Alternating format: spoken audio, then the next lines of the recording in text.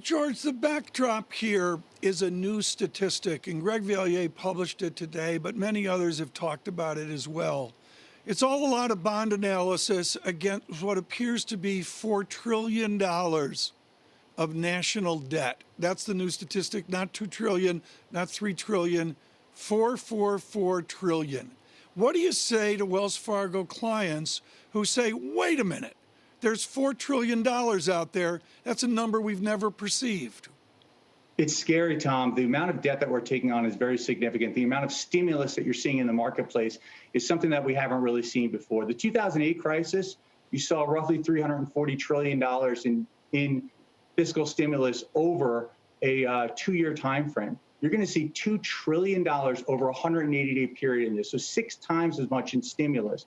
And you're right, that's a huge debt burden, and that's going to cause challenges for us for time to come. But the reality is we need it.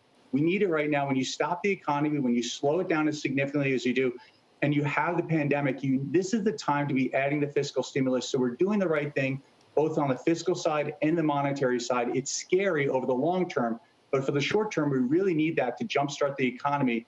And over the long term, we're going to have to work for ways to pay that down. Well, over a long term, I mean, can we do this with stability? I mean, not only stability in the bond world, your world, but also Scott Wren's world, the equity world as well. Do you see this as a stable process, or are we going to have some volatility out there?